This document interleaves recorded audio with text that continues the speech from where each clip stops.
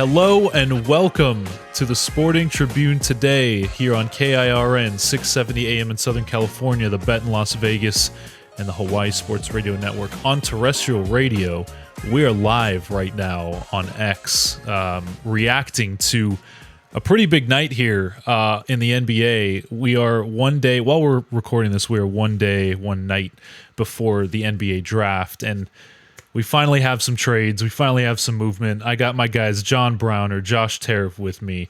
We're going to go around and just react immediately to this Giannis trade because Giannis was traded to the Miami Heat. It was not the Boston Celtics.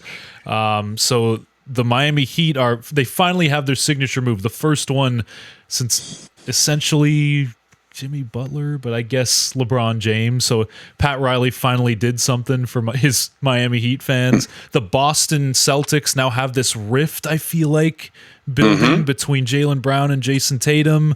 We'll see what happens with that situation. Julius Randle is now a member of the Brooklyn Nets somehow.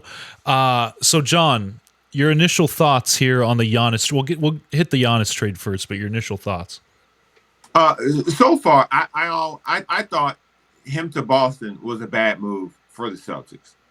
And I honestly think after watching how as much of this is kind of like laid itself out, I think this is a bad deal for the Miami Heat. The Heat aren't better.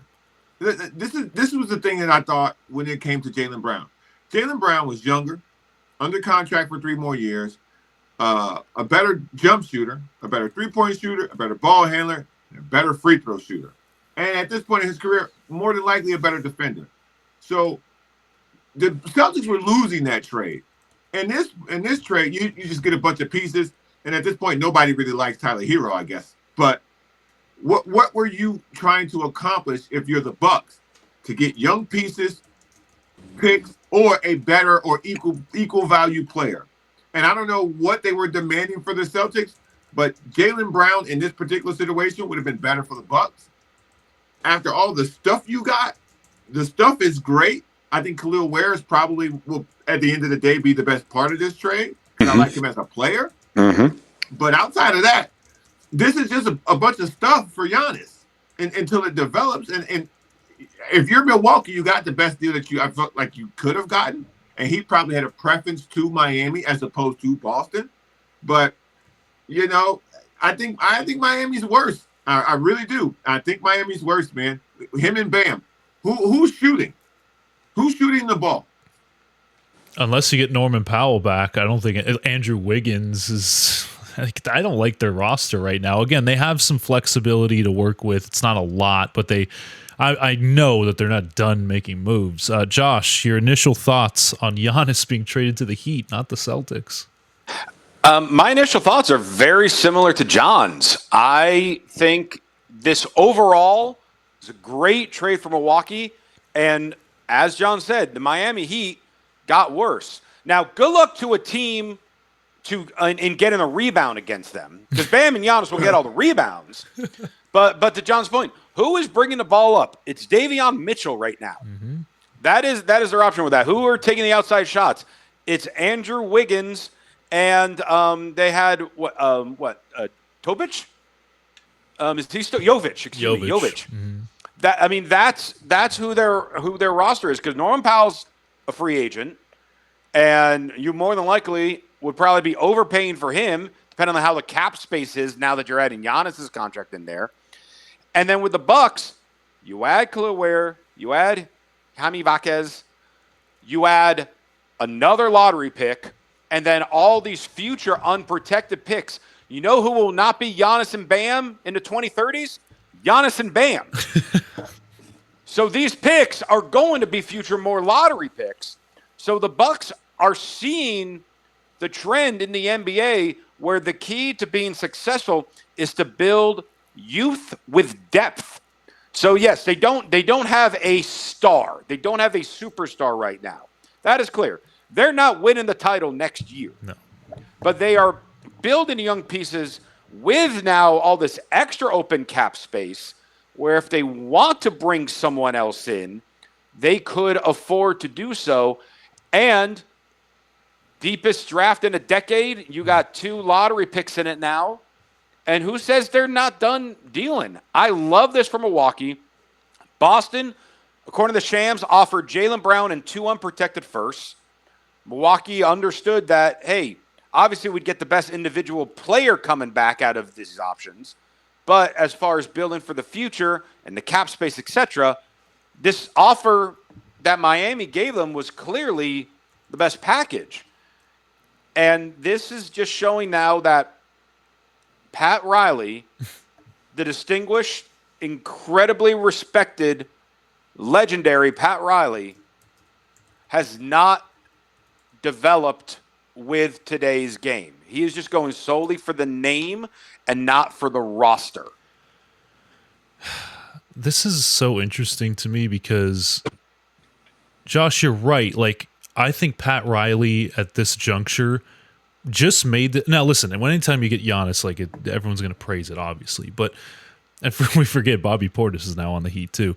Never mind. Give Miami the championship now. They got Bobby Portis. I was going to say, so I think this was a factor of Pat Riley saying, well, we haven't gotten anybody. We've swung and missed on Kevin Durant. We've swung and missed on all these free agents that the fan base, that the front office wanted or that they were pushing to get.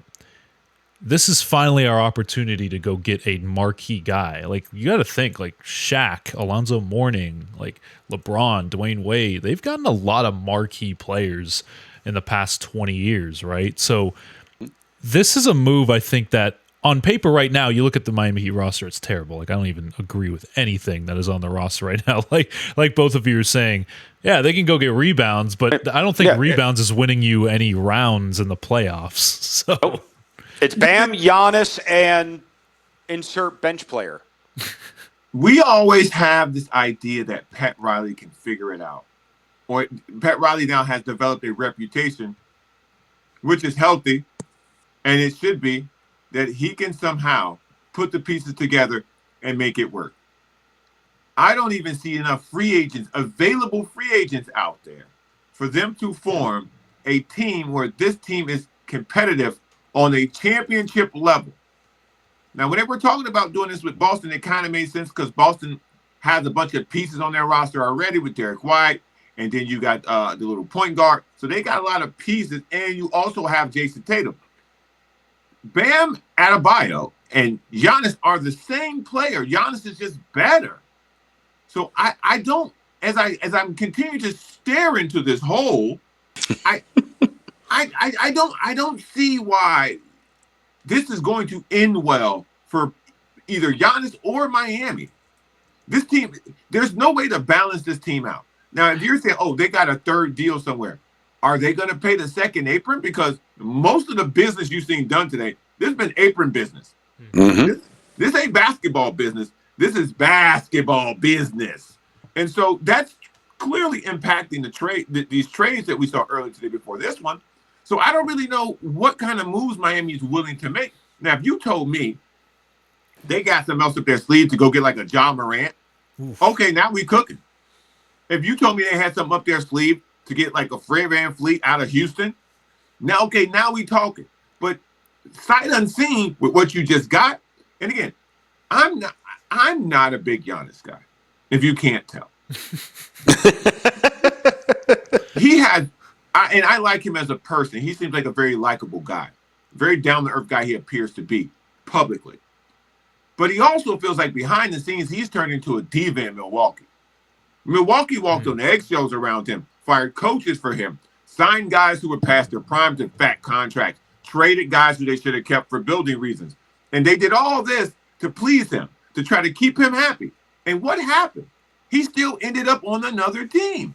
So to me, his ability, his prime is long past him. He's been either injured or arguing with the Milwaukee Bucks for the last 4 years. And I don't think you're going to get anything different down there in Miami. Because again, if I'm Bam Adebayo, I'm going to war against this guy a couple times. This ain't like LeBron coming in here. Like I'm still fighting as the face of this team, the face of this organization. I'm just not going to give it to him. And to your point, it's the type of thing where if they kept that 13th pick in this point guard heavy draft, okay, Now you might be able to make some of the work because now you got the young salary there to be a guy to facilitate it. You bring up Ja Morant. All the consensus is Ja Morant's stock is at an all-time low. So you could potentially just trade just some stuff for him. But with a guy notorious for off-the-court issues, are we bringing him to Miami of all places? So, yeah, it's just the type of thing where what can Miami do to strengthen a roster with the feasible cap? Now, one thing, I mentioned this to Grant before we went on the air, and John hopped on our call here, because now the Bucks have the cap space where if they wanted to get into the overpay Austin Reeves sweepstakes, they could. John. And I'm not saying that's a good idea, but I'm saying they have the money to do it. So John, would they consider doing something like that? Because, again, they're going to bring someone else in. They have the money for it. Is Austin Reeves going to be the one they bring in? You cannot put bad money behind bad investments. I like that. Whatever happened with Giannis internally, that way he felt like they couldn't build a team and they had to let him go. I understand it. It happened. It's over now. We're trying to move forward. Now, by moving forward, we're going to take 2 more steps back by overpaying Austin Reeves to be our what? Our lead scorer as we're in a play-in? With Tyler Herro too, John. What's the end game? Like, Tyler Herro's a better version of Austin Reeves. So he is. I just that's a cool talking point. That's a cap hell decision waiting to happen if you ask me. Mm-hmm. So if I'm Milwaukee, I'm trying to see what I can get now for Tyler Herro. Because I like everything I see in this draft, and I just gave away my pick. Yes. I mean, so I just got Miami's pick. So I like everything I see here. So I'm trying to package this pick and get way, way closer to 5, 6, 7, because I'm hearing that's open. That's open for discussion. And so if I'm the Bucks, that's what I'm trying to do. I want to return back to my organization. Hey, guys, look, we have XYZ, this young player. And right now, that young player is Khalil Ware. But Milwaukee Bucks fans who aren't entrenched in the NBA have no idea who this guy is. So until he can get there and show his worth, you've got to give them something.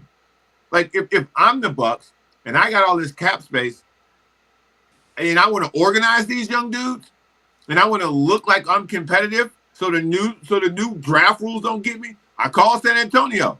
You talk about having space to waste. De'Aaron Fox, I know you just choked that off, but come help organize this. Yeah. I'll throw another thing at you because you mentioned how some of those draft spaces are available. Yes. What if they called the Clippers and all of a sudden they said to the Clippers, hey, we got Tyler Herro, we got either pick 10 or 13, and then we got a few of these future unprotected picks that are going to be lottery picks for Miami. Let's package that for number 5. Ooh, John, I told Josh this. I said that I think the Clippers would say no. I would need more insight on what they're doing right now because outside of the guys who they've worked out, they've really been quiet on the move on the moves being made. I haven't necessarily heard anything about the Clippers looking to outside of getting into the Jaylen Brown situation, which depending on who you ask, that's still alive. That's still very much alive because to me, at this point, if you're the Celtics, we've burnt this Jaylen Brown bridge. We burnt it. He lit it, but we poured the gasoline. So it's a mutual fire. It's a mutual. This thing is on fire, and so I don't know if they can really reintegrate him into what they're doing after Brad Stevens is saying we weren't good enough, and Jaylen Brown is saying this is the best he's ever had. So there's a lot of back and forth chatter where I think that's still alive, but now it becomes a matter of what would the Celtics do with that 5th pick? How valuable is it to them to stay under? Because they made all those moves of getting Porzingis off the roster, getting Horford off the roster, so they could be under the second apron. How important is it for them financially with new owners who just bought the team for a record number at the time they bought it a couple years ago. How important is it for them to get that pick in and restart the clock with some of these guys that you have point guards, and they are kind of short of point guards. So I think if the Clippers are going to get involved in this with that 5th pick, if they're going to not take advantage of the gift that fell from the basketball gods into their lap, if they want to go full Clipper and just spit in the wind, Jaylen Brown's the best place to spit, because at least you know what you're getting. You're not getting a question mark. You're getting a guy from California, and you're getting a guy that's pretty pissed about being sent back to California. And Josh, it's so funny. This tweet from Shams is kind of just like, it's like he's twisting the knife while he already stabbed you. It's like, the Celtics aggressively pursued Giannis, and then he gave the offered package, which he said featuring MVP of the finals, Jaylen Brown. So now, like Josh, we were talking about this, but like now, Jaylen Brown's sitting there, and the Celtics are sitting there. Is like, really, bro? Like, you really had to mention that? I mean, obviously it was going to come out eventually, but now it's like, okay, now what do we do? Like the Giannis thing, okay, like, we didn't get Giannis, fine, but the reason that we didn't get Giannis is because they didn't like Jaylen Brown in the 2 firsts. So now we're sitting here with that. Crazy to me. Okay, John, do you think that package was better? 1,000%. Okay. Because at this point in their careers, Jaylen Brown is better. And sure. independent on where you want to have this conversation, Jaylen Brown's had a better career. Oh, yeah. You know who Giannis is, but Jaylen Brown's had a better career. He's been to the finals more. He's also got a finals MVP. He's also got an NBA championship. These are all the same things. And on top of all that, you just watched Jalen Brunson slow walk the Knicks to a championship. If I'm Milwaukee, I have more interest in that than what I got from Miami. So, but that's just my personal opinion on Jaylen Brown. I really think they're 1A. And if you're asking me to pick one, I'm picking the one that's been healthier and the one that's younger and is prime, as opposed to one who's been injured, diva-like tendencies, and now out of his prime. Yeah, I think that it's just I don't know if the Celtics even like who's available to trade with Boston now just for Jaylen Brown. John and Josh, like, do you guys have any teams that are like, oh Short yeah, list. like Minnesota maybe, but I don't even think anymore. Then you they got the pieces now, right? Exactly. But Minnesota has the cap space to take Derek White. Sure. Yeah, but They're then that. Boston, like, I don't think Boston's tearing it down like that. Like, Right. they still want to be competitive. They do want to be competitive, but now you got to figure out ways of not just being competitive, but to put out the fire that you just set ablaze. Because I'll tell you what, I am not a guy who's normally on Twitch, but I'm going to tune into Jaylen Brown's next Twitch stream because he ain't going to be happy. No. And Stephen A. Smith is going to laugh about it. And this is just stuff that, okay, the Celtics were the shock of the season because of Jaylen Brown. Yes. Jason Tatum came back, and somehow they got worse and lost to Philly in the first round of the playoffs. So if you are keeping Jaylen Brown, we got to adjust something, because it is coming to the point where Tatum and Brown are not getting to their max potential when they are on the court together. See, I disagree with that. I think the worst thing that for them is their style of play. Shooting that many threes, I believe, is truly ineffective at the end of the day, unless you're Klay Thompson. Agreed. I agree with that. Yeah, sure. So unless you can figure out one of you guys shoots the threes and the other one has to play mid-range and get to the basket, unless you work it out in that way, I really think the system is more detrimental to their success than the actual player combination is. Because the combination works. They've got a title to show for it, and they've got another title appearance to show for it. So the idea that the combination of the two of them doesn't work, I think that's just, there's evidence to push back on that. But there needs to be a different version of this roster, and that may not include Derek White. But to say that new version doesn't include Jaylen Brown, as much as we talk about Jaylen Brown, we've never seen Jason Tatum without Jaylen Brown. True, which is more reason why it would behoove the Celtics, in my crazy Josh, brand of an what are opinion. you saying right now? I'm saying they should keep Jaylen Brown and trade Jason Tatum. Oh my goodness! I knew If you were doing one of the other, if you were to do that, because we have been seeing the ascension of Jaylen Brown. True.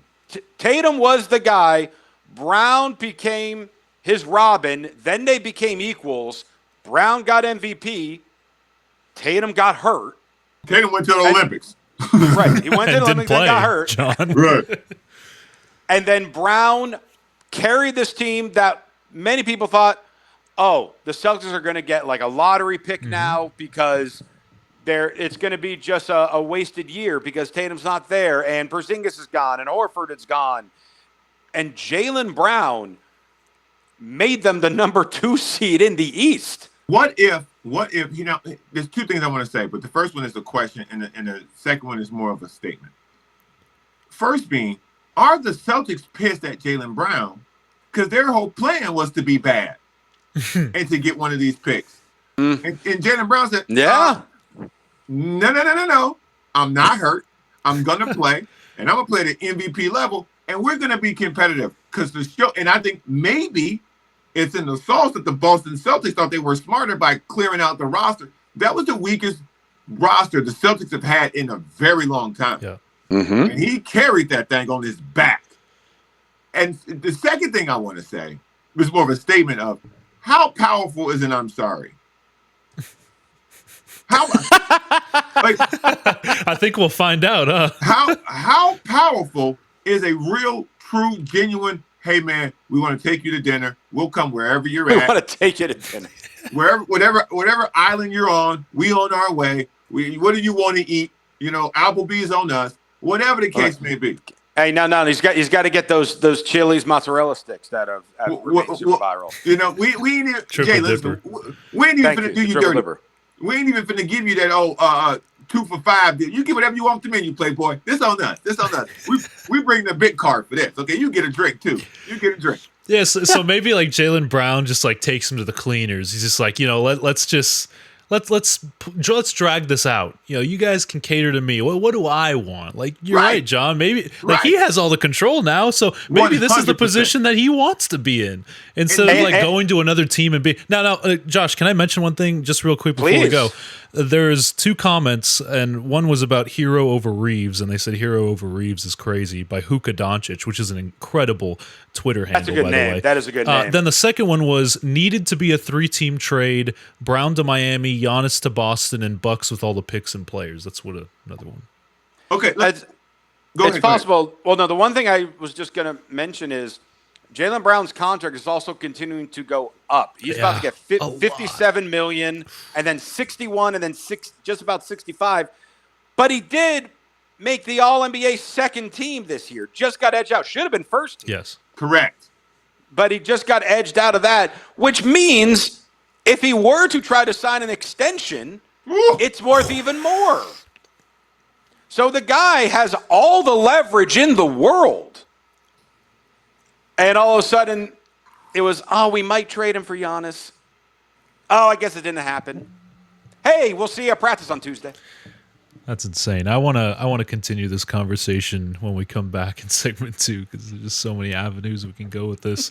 But we also have another trade that happened too, and then we also have another extension, and then we have the draft and all this different stuff. But when we come back in segment 2, more NBA talk here on the Sporting Tribune today. It's all coming together. Piles of statistics, pages of box scores, years of wisdom right here if I could just find my pen. What's up? Oh, I'm just compiling all the top sports scores, news, and odds so I can make the very best bets. Oh, me too. And done. What? BetOnline.ag, the best online betting site. BetOnline.ag. A little easier than what you got going on here. Thanks.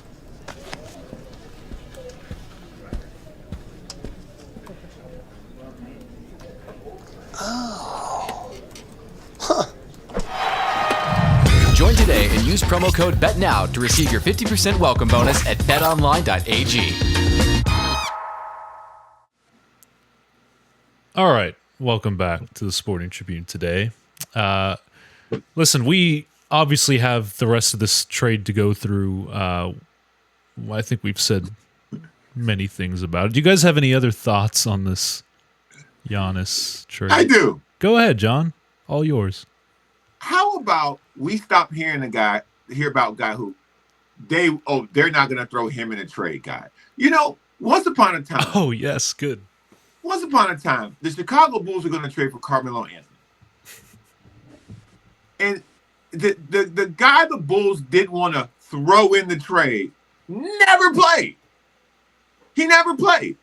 They're saying that now. Hugo, who's this guy for the Hugo Celtics? Gonzalez. You can't throw him in the Giannis trade. Can we please stop doing that? Oh, we can't throw so-and-so in a trade who doesn't play, who doesn't put up any points, who's not making any money, and of no significance have shown you anything at the NBA level, but we can't throw him in a trade. Get out of here. Get out of here. I don't want to hear we can't throw him in the trade guy ever again. That's the reason why our trade fell apart, because we don't want to give up the seventh man on the roster. Cut this out. Josh, do you like Hugo Gonzalez? I think he's a good piece, but it wouldn't make or break my Giannis trade at all. Untouchable. No, no. I mean, we've reached a point in the NBA between this Giannis trade and the Luka trade where you cannot ever say this player cannot be traded. You can't say that.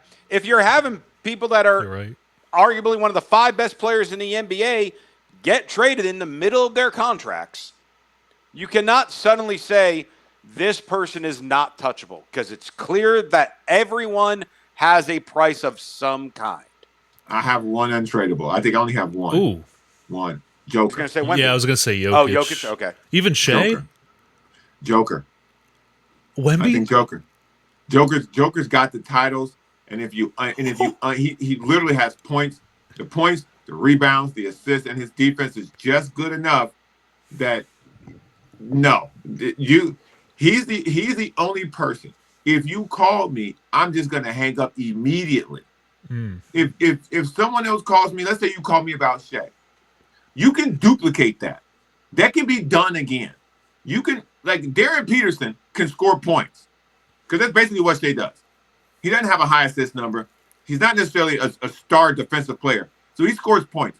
If the Jazz called me as the Oklahoma City Thunder wheeler and dealer, I'm going to be like, okay, let's hear it. Now, ultimately, I'm going to say no, but you would take the call. I would listen if Darren Peterson's the call and some other stuff for Shea. Again, I'm going to hang up, but I'm going to listen to see what I can probably call and get out of you later. But if you... No, go ahead. But if you call me and you say, Joker, the phone's just going to be down. Well, the one thing I was just going to add with that is I feel there's one other reason for that. One other reason that you would not take the trade. It's because not many people will officially make the trade, because the second Jokic gets annoyed, he's just going to leave and just go to his horses. That's the thing. That's the thing. That's what I'm most fascinated about with Jokic, is as incredible as he is, I know any day now he's just going to be like, I'm done. I'm good. Yeah. He's going to Barry Sanders us. Yeah, right. Man. Calvin he's 100% Johnson, just going to at random. Oh, Denver didn't win the title again. All right, bye. What? You're in your prime. Your extension's about to kick in. No, I don't care. I'm fine. Andrew Luck. Yeah, he was beat up though. Yeah, he was beat up. So okay, let's move on to another because there's another trade, by the way, everybody. The Minnesota Timberwolves sent Julius Randle to Brooklyn. Well, they sent the 28th pick as well alongside Julius Randle to the Brooklyn Nets in a 3-team trade with John's Chicago Bulls. It is the first move of the Bulls' John. new era. Nick Claxton is a Chicago Bull. John, how do we feel? The way that I'm reading this, it pretty much being treated as a free agent signing with Nick Claxton's money. I love Nick Claxton as a center. The Bulls don't literally have one right now of worth. So now you put him, Josh Giddey, Modest Buzelis, and then you draft Caleb Williams and you Wilson. I'm sorry, and you see where it goes. And now that's a team. They've got money. Now, if you want to talk about overpaying for Austin Reeves and really getting things frisky, this is a team that he can look at. And he can look at this team and go, "Oh, Chicago. Well, I can get buckets here, and I can get off-court money similar to what I can get in LA. That's doable. This ain't Detroit." So that I like it. I like the move because it keeps the Bulls flexible, but it also allows them to get big and get a real NBA player. The Julius Randle portion of this, I just want people to understand. I'm not a hater, okay? But this is the hesitation from Grant when you said that. You're like, I'm not a hater. Grant went, John. What we can now come to understand about Julius Randle is that he is not a winner. He just not a winner. So doesn't matter. He's been around great players. He's been on good teams. His style of play has never translated to success in the NBA. Financially, he has generational wealth. He's deserved every penny he's got. But there are guys in the NBA, when they tell you it's levels to this. Julius Randle is a good NBA player, but his ceiling doesn't go to the top. He is not a top-tier guy. He's not a franchise guy. He's not a superstar. And he has shown that time and time again. And this trade to Brooklyn is going to fire people up, and they're going to go see, oh, Julius Randle and all these Bro, cut it out. You're going to try to make it a thing. Josh, I'm looking at Brooklyn's roster now. I mean, a bunch of foreign dudes. Yeah. I mean, I'm not even going to try to say half the names because I'm gonna mess them up. Let's see if I can. But I mean, your backcourt is essentially Terrence Mann and Malachi Smith. Game 6 legend Terrence Mann. Yeah. So I mean, Brooklyn is relying currently on Julius Randle and Michael Porter Jr. Man, please. Man, please. Who playing defense on that team? Because now Nick Claxton on the Bulls. Noah Clowney. He'll play some, right? Wow, wait, Michael Porter Jr. and Julius Randle on the same team? Yes. They're going to average 50 points a night. They're going to average 50 points and 0 assists. Yeah. They're going to shoot 27% from three. They're going to take more threes than anybody in the league. and win 23 games. Yes. So like, yes. I'm looking in at a bad draft. Yeah, I was going to say, like, they're only adding around $6 million to their books, and they're gaining an additional first-round pick. But the Nets, what did they have? 5 first-round picks last year, and they didn't do anything good. I'm now like, I like Yegor Damon, who's like kind of good, but outside of him, go ahead and name them, guys. Who did they pick? Bro, there's like a bizarro Superman. There's a bizarro Superman, like on another planet that's like a Superman whose eyes don't line up. Parallel. He's got a hunchback. That's who the Nets are. They're the other version of Oklahoma City. Like how it worked out with Oklahoma City, all of it worked out. With the Nets, the exact opposite happened. All those picks went nowhere. Like at least Utah has Ace Bailey to be like, see, look, we got this thing from all the tanking. At least at the end of the day, the 76ers was like, we got Joel Embiid and Tyrese Maxey from all this tanking. The Nets have nothing. And I think that's why this Julius Randle move happened, because at some point you got to show your fans, we got this. We got this. Because those picks did not materialize at all. At all. There was so much hype about, the Nets have all these picks. The Nets have all these picks. And I'm like, who's doing the picking? That's your point with Lawrence Frank too, right, John? Who's that? And you get me back to where at some point I wanted to hit before the night was over. Who's hit that doing the picking? I have no faith in Lawrence Frank. I have no faith in him. And that's why part of me, as I'm trying to, ingratiate myself with the Clipper Nation, as I'm trying to become a fan on the West Coast here, I would, part of the reason I want them to trade for Jaylen Brown, because I don't want him to fuck this up. Sorry my language. But that's where this is going. That's literally where this is going. This has poo-poo platter written all over it with the number 5 pick. I'm calling it right now. I saw some reports today about Mikal Brown. I almost threw my hat at the television. Not a big Mikal Brown Jr. fan, John? Buddy, you can keep it. Okay? What about Keaton Wagler? No? You can keep it. He's better. But you can keep this idea. I talked about this on my show earlier too. Mm-hmm. The workouts. Oh, hey, yes, man, I did see this. Listen, man, I don't care about your workouts. I don't care. I got 40 game tapes where you were playing against taller guys, faster guys, shorter guys. There were no chairs on the court. There were no cones. There were no trainers. You were playing basketball. So outside of the person-to-person interview, which I think you should do with anybody you're going to potentially invest over $100 million in, you should probably meet them, and medicals. Outside of that, the personal workouts, when people say, oh, they had this guy in for a workout, and he blew them away. Did you not watch him play? Like, how did you get him in here to interview? You watched his games. So why would you be, what part of he blew us away? I've rarely heard anybody be like, we had this guy in for a workout, and he was awful. I mean, listen, whenever you play in an empty gym, like all these guys are going to look good. If they don't, then there's a serious problem. That is a great point. When will we have the day when it's like so-and-so came in for a workout, and you know what? Not a fan. You won't hear about it. You won't. I will never forget this. And this is when I turned on workouts. This is when I stopped watching or caring about what happened at a workout. When Darko got taken, before Dwayne Wade, who I watched play at Marquette, and then Darko got taken before Chris Bosh, who I watched play at Georgia Tech. When Detroit did that, and the number one reason they said, I read this long, 1,000-word, ESPN magazine used to do these, I'm dating myself, but the ESPN magazine used to do these large profiles on people. They did one on Darko. And within the first paragraph, they talk about when they went in the gym, there was just guys in there smoking cigarettes. And I went, what?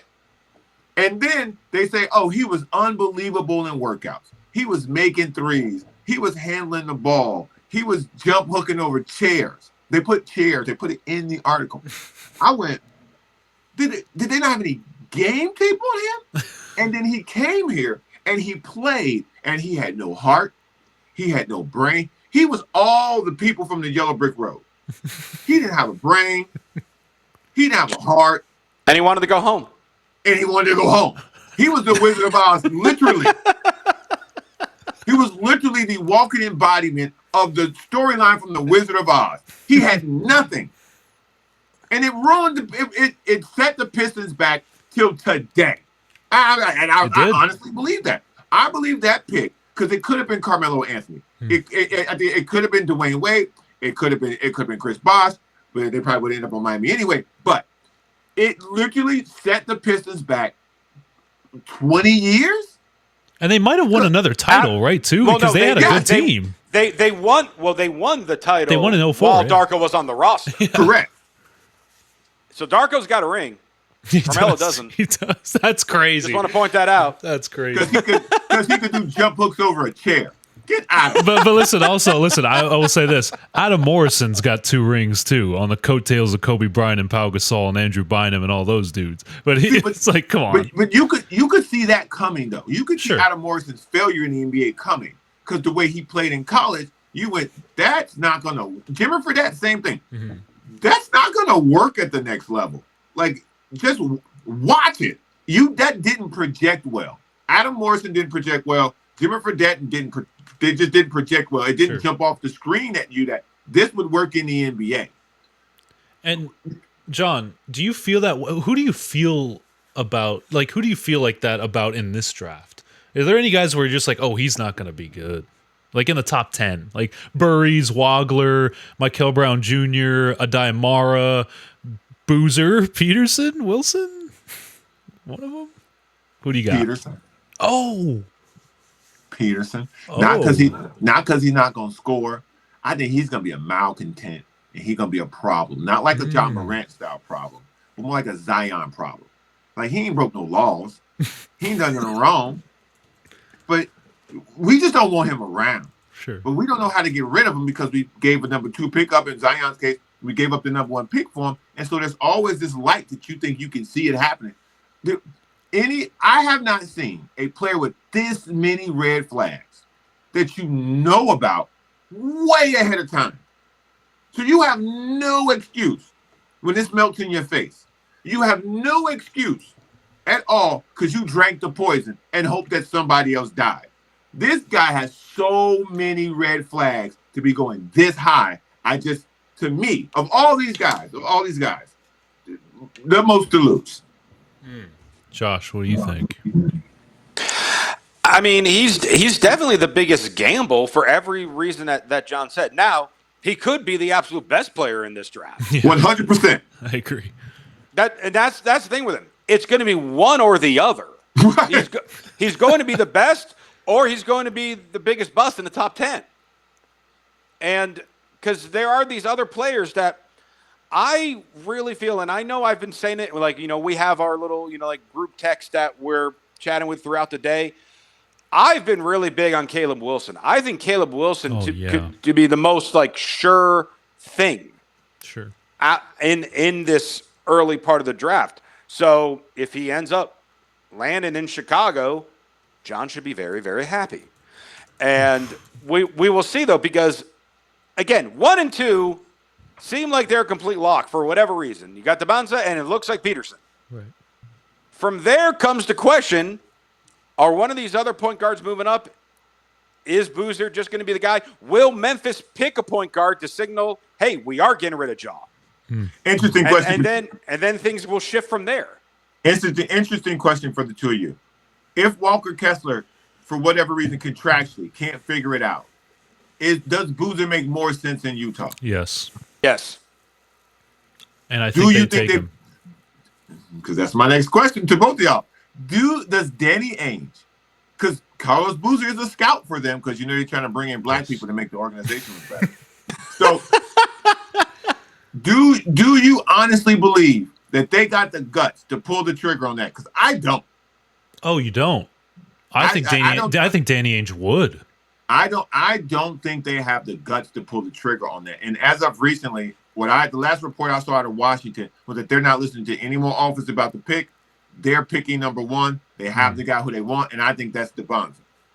Now, if you're gonna tell me that we're looking at something that I know what I'm getting from Boozer, I 100% know it. I'm 20 and 10. Yep. This guy's Karl Malone without the athleticism. If I'm in Utah, I know he's never gonna want to go play anywhere else. I know we can trust him.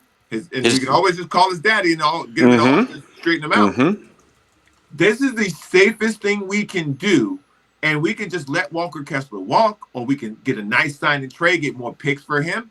And we have Jaren Jackson playing the 5, and we got Boozer playing the 4. We got Ace Bailey playing the 2 or the 3, and we got Keon George playing the 1. Let's rock and roll with that, as opposed to bringing in Peterson, who, again, has tons of red flags. And in addition to those red flags, you got Ace Bailey. And Ace Bailey wants to shoot. Also, you know what, guys? Like, Josh, I think you could put... And Laurie Marketing. Yeah. I think you could put Cam Boozer on any of the teams in the top 10, and he'd be good. Like, a good fit. That's how like... I think Cam Boozer is the most... He has the highest floor. Like, I think so why not take him too? Right. I think it's plausible, but I don't know if I think they absolutely should. The problem is they don't want to unless they already have a place for Walker Kessler to go. So if they have that place, then you do it. Why? Because then Darren Peterson can go to the land of the troublemakers that is Memphis, Tennessee. Him and John on the backcourt. Just send the police to the arena now. Just send the police to the arena right now. Don't even wait. Soon as you hang the phone up for that trade, or as soon as you send the card in for that pick up your phone and call 911. But I mean, it's if you don't get Debanza, who is obviously going to be going number 1 to Washington, so you're not going to get the BYU guy. That's all Utah loved about him. Get the guy who'll be second generation Utah Jazz great. Like, why not? I mean, that would be terrific for the fan base. Like both of you said, we know the consistency is going to be there. He's going to be a 20-10 guy. Yes. You already got former Defensive Player of the Year in Jaren Jackson there. Yep. Why not go safe? Because you have to go safe now if you're Utah, because guess what? You can't get another top 5 pick next year. And let this sink in. If you do get Boozer, you now have 5 players on the court at all times who can pass, shoot, and dribble. Yes, he's such a good passer. And that's what made OKC deadly when they first started making their run. The season Keontae George had, it always kind of gives me the GBs.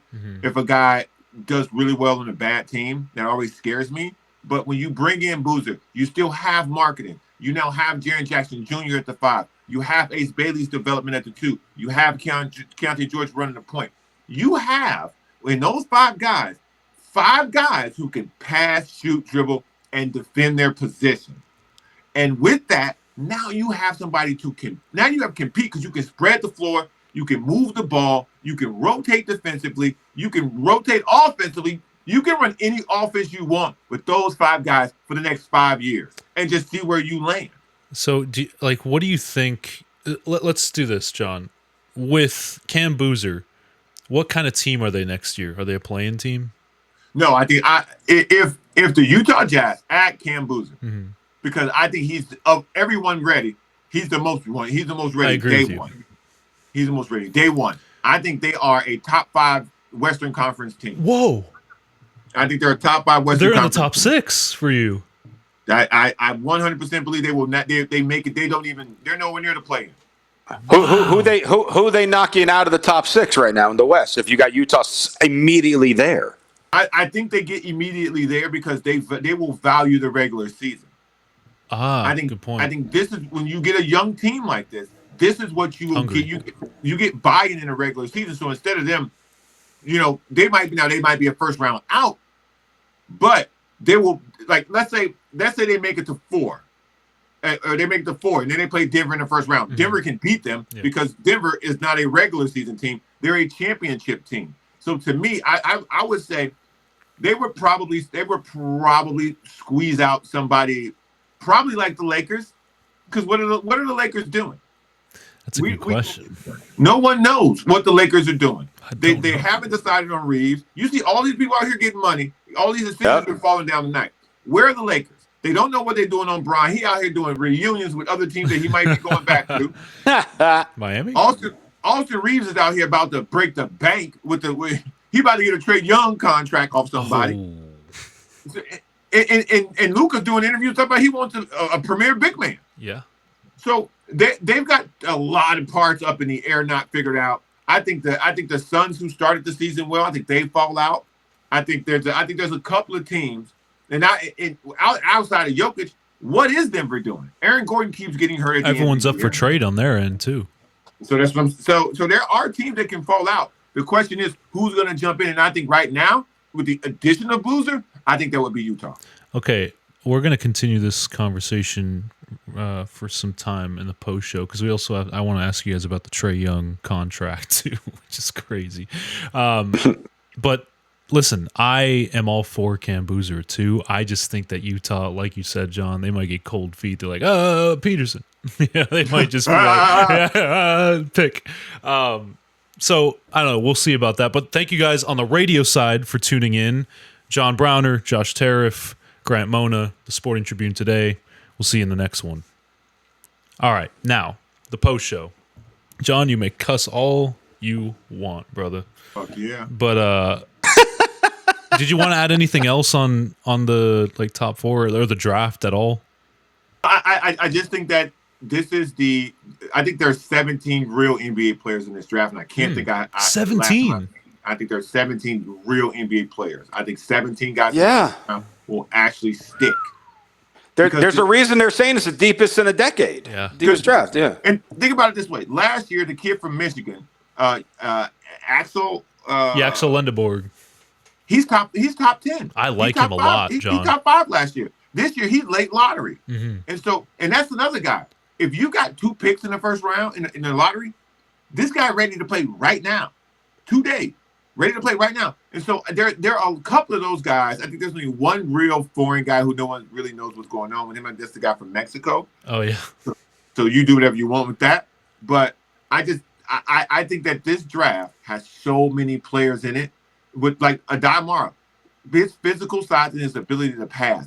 Let him, if he lands on OKC, Oh, or if he my lands, God. or if he lands in Golden State, like there are certain destinations that some of these guys can land on that they have instant impact. And this is the first real NIL NBA draft because you have guys who have had multiple years in college. There was no rush for them to come out. So you have now guys a little more developed, a little more ready. But in the front of it, it's all freshmen, which is ironic.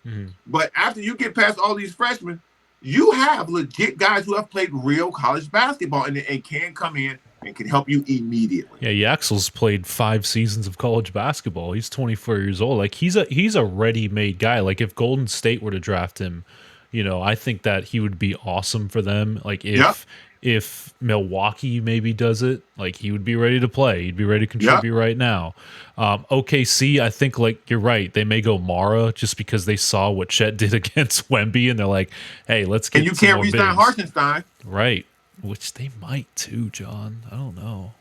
They listen. Man, the Clay Bennett ain't going into that tax. He's not gonna give your hand the second apron. He can be on that first one. Hey, but Hartenstein could definitely be a guy, as we were talking about the cap space that Chicago or Milwaukee has or things like that. They could definitely scoop him up, and he would be starting for one of them. I think the Lakers can do 2 things. I think the Lakers can call the Jazz about Kessler.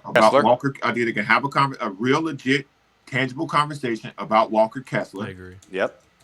And I think they can literally get on the phone with Hartenstein's agent and go, okay, what do you really want financially? Because if you want the biggest bag, we can't help you.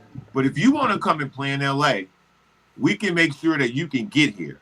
But we need to know that because we got to dismiss one of these guys, LeBron or Luka, not for you, but to have space to bring other people in after you.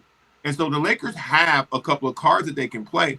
I'm just not sure if they don't seem like they're in a rush. Yeah, the Lakers are so weird to me, John. Like I think I've said this on a few shows here, but this is year 2.5 of Luka or 1.5, whatever it is of Luka, and 1.5, yeah. And they were a first-round exit with Luka with the team that they had when they first got him, and then he wasn't even available for this one. But I guarantee you they wouldn't have beat Oklahoma City even if he was on the team. So they got swept in the second round. That's 2 straight postseasons of prime Luka Doncic that they have wasted. And I don't know what they're going to do this offseason, but unless they're making a massive swing for somebody, I don't know what they're going to do to round out the roster to make it comparable to the top 3 to 4 teams in the Western Conference. And I know people are going to say, Laker fans are going to come at me and say, well, we were a top 4 seed. There's a reason we were number 3 at one point with Luka. We had an awesome March. One awesome March doesn't mean that you're going to beat Oklahoma City or San Antonio in a playoff series. I don't even think they would have beat Denver in a playoff series, and I know Denver just lost to Minnesota. I think if the Lakers would have matched up with Minnesota again this season, they would have lost in 5. Like, I just think that this Lakers team is a little bit farther away than a lot of people want to admit, especially Lakers fans. And that's just not me just hating. I truly believe that. We have to compare rosters to the top tier. And right now, I don't see it. Even if they re-sign Reeves, we just saw teams bully Austin Reeves in a playoff series. There's a reason I've been on this show, and I said the Clippers 2026 looks more promising than the Lakers. It's for this very reason. And I'm not saying the Clippers is a great outlook. Sure. But it's better than what the Lakers has right now. Because if you're running the back, then you're going to be exactly what John was saying before we went off the air on the radio. They're going to be a very good regular season team, but they ain't going to be a championship team. And this is the type of thing where you build in the draft, which I know Laker fans don't understand. Unless your name was Magic or Kobe, they don't understand building players in a draft because as soon as they get a good young player, they trade them away. So it's a matter of the Lakers right now are stuck. Yes. Because they don't have the future draft assets. there aren't the coveted free agents to grab, at least at the moment. And they made their big swing, Josh. And they made the big swing by adding Luka to this. But apparently they realized, or they didn't realize, that Luka only plays one side of the ball. And you need to surround him with a perfect team, right, John? Like, it has to be a perfectly molded roster around Luka Doncic, and they've done anything but that. You have to 100% clear the deck and basically recreate that Dallas Mavericks team that went to the finals if you want to get the most out of him. Because he cannot defend, and he will not defend. He's going to be fat at a quarter of the season. You just got to accept that. You need dogs. You talking about you need dogs. You need animals around him. Yeah, Luka's even pointing at you, John. He agrees. You need animals around him. And I like Austin Reeves as an NBA player, but he's not an animal. And LeBron's too old. He done enough in his career.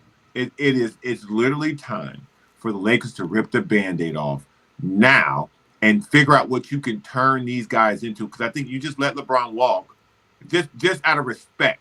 Out of respect, you let LeBron walk.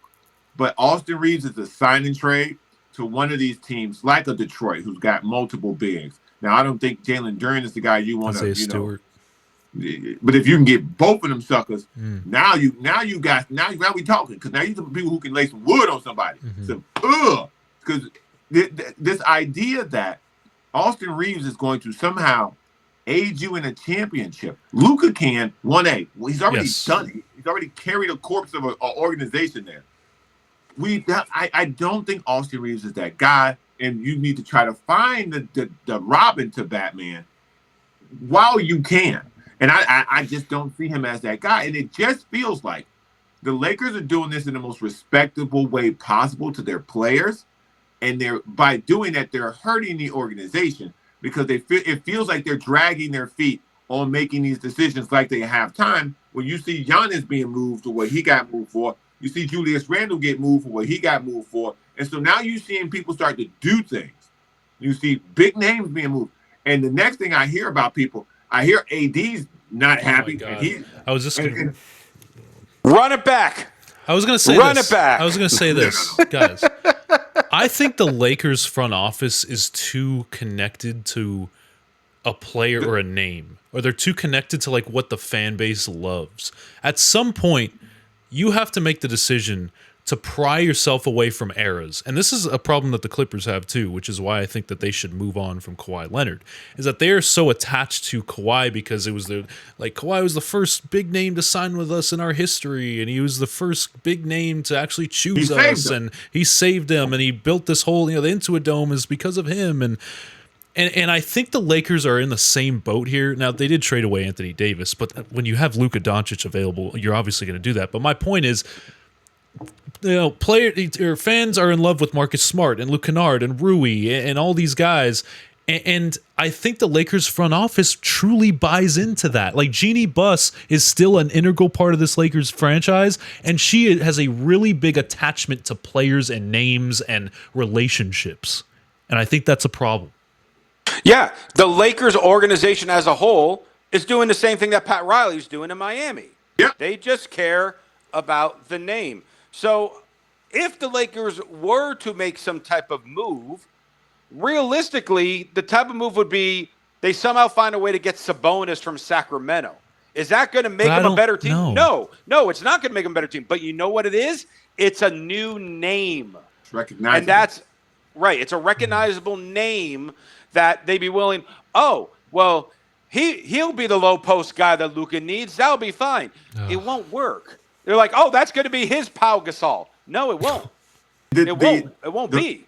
The funny thing that you just said that really perked my ears up, but I wanted to let you guys finish, and so I'm trying to make sure I get it all out. This is why I think what's about to happen to the Clippers tomorrow is monumentous.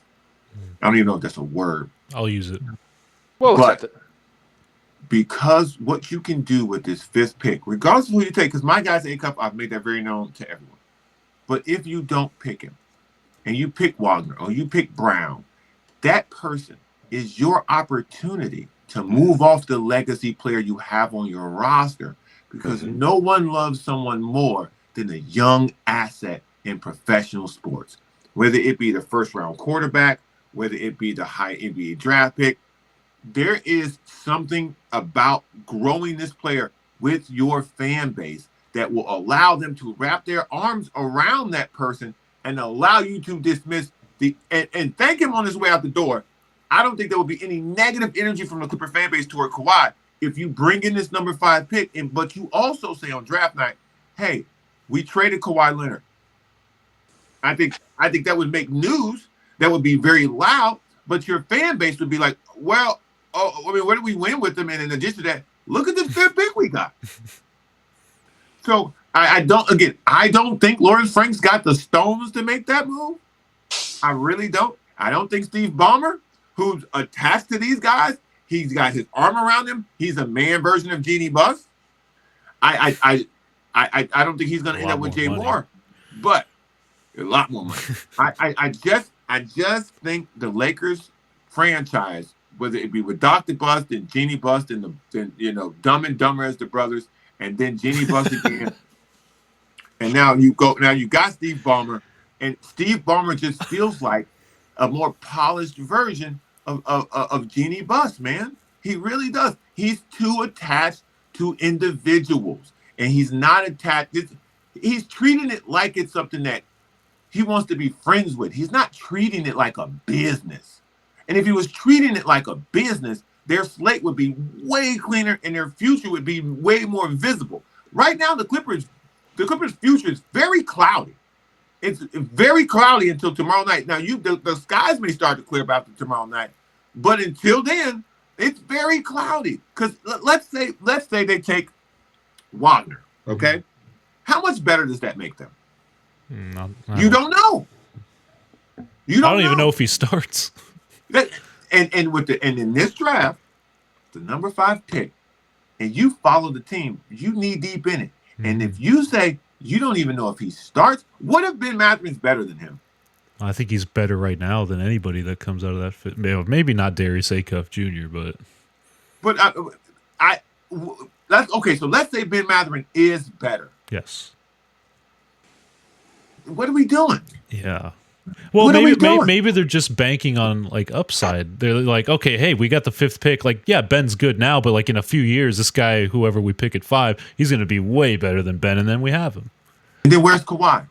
No, he's not. He's not in the fold. I don't think he should be in the fold. Honestly. He's planting trees somewhere. He's planting trees. We haven't even gotten an investigation. John, you said something though that I just really want to emphasize in there, because you mentioned how Steve Ballmer is not treating this like a business, and you are 1,000% right. He is not treating this like a business. He is treating this like a sport. And you know who should be treating this like a sport?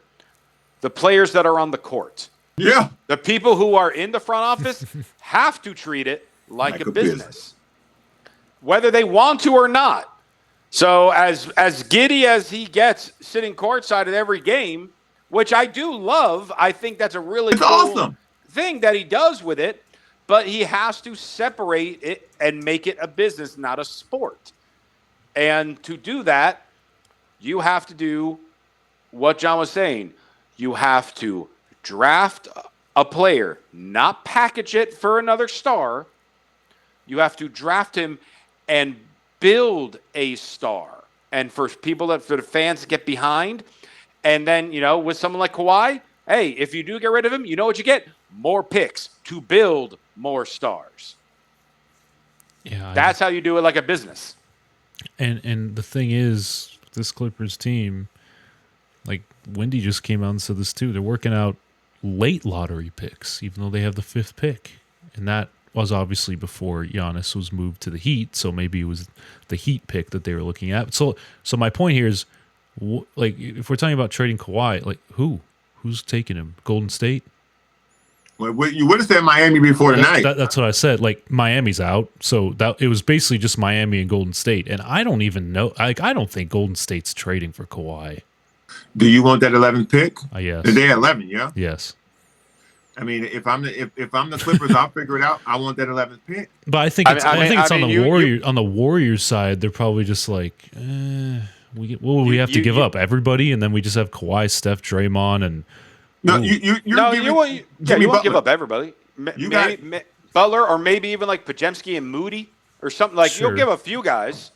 But you listen. Okay, y'all ready for that? This is what they call a callback in. This is what they call a callback in the stand-up business.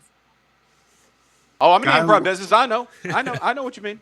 The guy who we don't want to put in the trade, Podziemski. This it's the same thing. This goes right back to what I was saying earlier. Podziemski is the guy who you don't want to trade. You don't want to put him in a trade. The Warriors love him. Okay. Are you like if Washington calls and says, "Hey, okay, we'll send y'all AD. We need Jimmy Butler's dead legs in his contract, and we need Podziemski just for points off the bench." Are we good with that? The Warriors would be like, no. Well, let us think about it. And that, to me, that's blasphemous. I remember the Warriors didn't want to trade Podziemski for Lauri Markkanen. And because Draymond Green didn't want him to as well. But can you imagine? It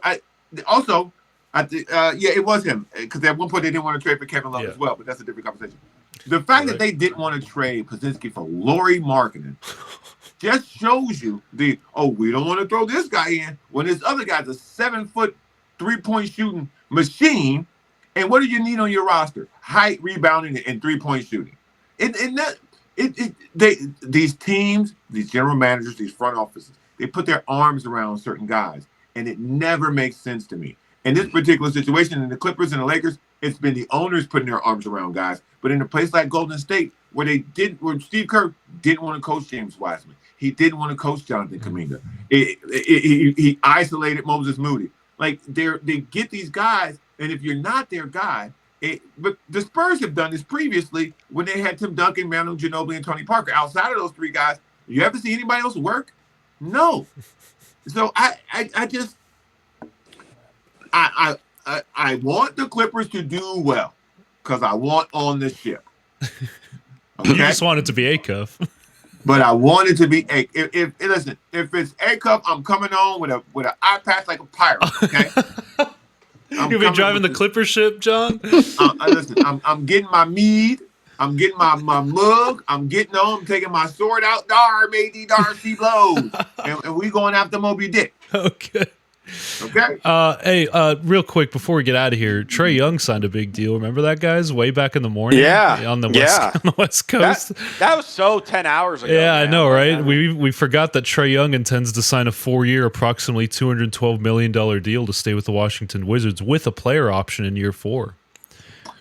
Let me ask y'all a question. Go ahead, John. What if this works? Oh. What if look at their roster. They got a good roster. I like the Wizards roster. This was where CJ McCollum was cooking before, and people were like, "Whoa, where'd he come from?" He was in Washington, getting 15 or 20 points a game with this young roster, getting shots up. Now you put Trae Young with a lob threat, some shooters. I don't know what they're gonna do with AD. If AD stay, I'm not giving AD the max. AD clutch. You're not robbing the second team. So if I'm the Wizards, I like having Trae Young, and I like having DeBonza. Because now you got a guy who can get this young guy the ball where he needs the ball. Now, Trae Young's got to not be a dick because he's well known for that, but you have Alex Sarr who can shoot threes, who can catch lobs, who can protect the basket. They got another George on their team too. Who's very Sean good. George, yeah. They've got a very good defender who he's the French kid on the Wizards. Very good on-ball defender. Koulibaly, yeah. I can't pronounce any of these names. They got guys. Trae Young can turn that team into a track meet. They could turn themselves into one of the fastest teams in the league, and AD could just catch up whenever his legs feel good. But you got to have somebody to drive that bus. And what if Trae Young is good for this team? So you like this signing? No. For the money? Let's not get crazy. Let's not get crazy. Oh, it seemed like you were all in. If the max was 4-year, 179 for any other team, and the Wizards just like, oh no, we want to keep it, so we're going to give you that 4 years, but we're going to give you $28 million more. In the world where Jalen Brunson is taking less to win, Trae Young is taking every cent possible. Yeah, he is. Mm-hmm. Props. So Trae Young took that bad team money. That's what that deal is. Salute Trae. Trae is getting nearly triple Josh Hart.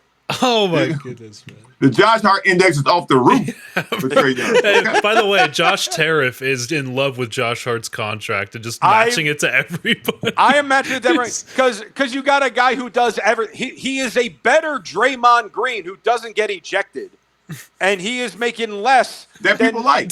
He's making less than 2/3 of the NBA.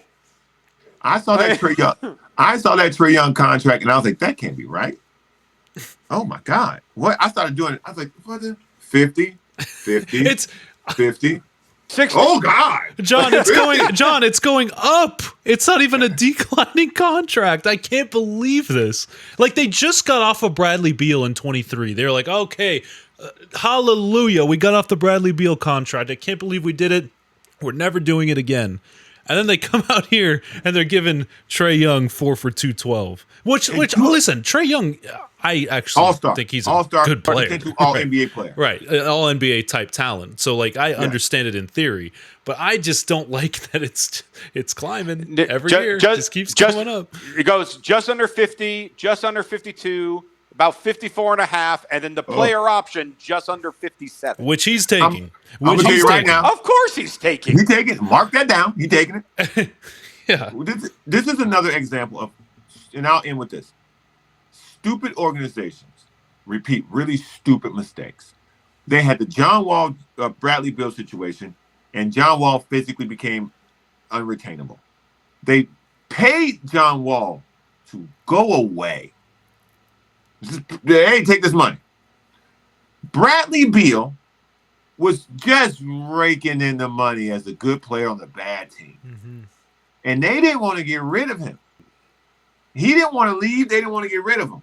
But because it became so ugly and he was so often hurt. But now you find yourself with Trae Young, a small guard who started to get hurt when he was on Atlanta. Mm-hmm. His reputation looked really, really bad in Atlanta. And now you have him with the Wizards, with a young team, with no real leader, no real direction, and you bring in the number 1 pick. I want this to go well. And I think they're trying to show stability within the organization by giving Trae Young all this money. But it's really dumb. And one thing to add to that is when he left Atlanta got better. Way better. They did. They were the most dominant team against the Knicks in the playoffs because they won 2 games. They won 2 games. Actually, and by the way, after that second game, a lot of people are like, "Ooh, I think the Hawks can get the Knicks." I thought before the series, I was like, "This is probably going to be the most competitive first round series." This was a toss-up. Yeah, I thought it was going 7. But anyways, guys, listen. Let me read you off something here. We had 7,400 live viewers tonight after this. Love it. This trade. And you guys were phenomenal tonight. Thank you guys so much for coming on. Yeah, hey, you were pretty good yourself, Grant. Thanks, man. I try. You're okay. But I give credit to the people that talk about this stuff. Josh, John, you guys were the 1A, the 1B, the Jason Tatum and Jaylen Brown. Oh, who's who though? Who's Tatum? Who's Brown? Because who's going on Twitch after this? Listen, John's going on Twitch after this. Yeah. John's going on Twitch. I'm gonna go on Twitch and I'm gonna haunt the organization. I'm gonna ice my Achilles. John's gonna go on Twitch and go nuts. This is from a Bulls reporter. The Bulls are trading Mo Guy. I don't even know if that's even correct, the spelling. To Minnesota, sources say to complete the 3-team deal that sends Julius Randle and a number 28 in tomorrow's NBA draft to Brooklyn. Fleece. So there you go. Who? So there you wait, go. what's the name of the guy? Mo Guy? Mo G-U-G-E-Y-E. Mo Gay. I hope Mohammed Guy. All right. So last season, Guy. I just got it. Happy Pride. He played 70. He started 8 games for Atlanta. So he was in Atlanta last year. If I'm pulling up the right guy. Oh no, there's 2 of them. There's 2 of them. Oh, I'm like, wait a minute. There are two Mo guys. They got two gays? This is Mohamedou, and then Mohammed is the one that plays for the Hawks. Oh, okay. Let me pull up the correct one then for his stats. His salary is non-guaranteed for 26-27, John. Congrats. Hey, listen. Okay. So this guy last year played 2 games for Chicago. But in those 2 games, he averaged 8 points a game. Hey, look at that. 8-3-3. Welcome to Minnesota, sir. Enjoy Siberia. Yeah. Hey, he's gonna be the next Io who just got paid also today. Io got paid. Shout out to Io and shout out to Mo Diawara too. He got paid after winning a ring. All right, guys. Thank you so much for tuning in. We'll be back. We're going to do some form of an NBA draft reaction. I'm going to be at Into a Dome tomorrow and Wednesday, but we're going to do something here for the show. So thank you guys for tuning in. All the love. I mean, we're at 7,800 now just in the past couple minutes. So we appreciate you guys. Where were you guys during the whole part of the show when we talked about the trade? Yeah. Well, Why are you showing up now? We got Hookah Doncic in there though. So that was cool. Hey, what up, Hookah? But thank you guys so much for tuning in. We will see you guys in the next one. Take care. Peace.